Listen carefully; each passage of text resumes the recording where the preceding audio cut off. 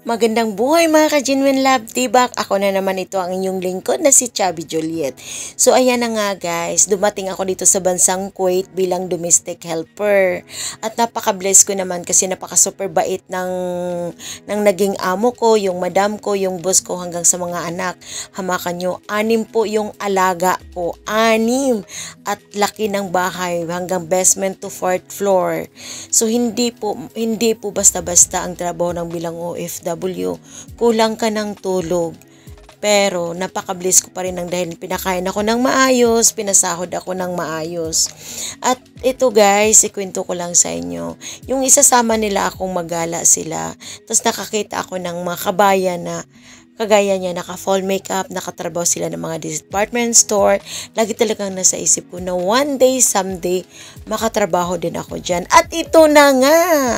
Siyempre, dasal at pagsusumikap, talagang binigay talaga ng pagkakataon, binigay talaga ni God. Kasi ayan po guys, unang labas ko sa trabaho, nakatrabaho ako na sales lady ako bilang sales lady ng damitan, ng branded na damit. Ayan.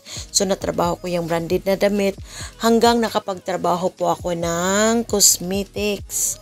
So ayan po. So nakamit ko man ang ganitong trabaho ngayon from katulong, tapos ito na ako ngayon nakapag full makeup na, pero grabe pong pagsusumikap ko, ang grabe pong karayom ang dinaanan ko bago ko po ito nakamit ang lahat.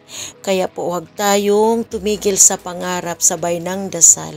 So ayan lang po ang kwento ng buhay ko. Kaya much love. Ingat po tayo palagi. Wala na po akong laging hiling sa Diyos kundi ang health ng buong mahal ko sa buhay.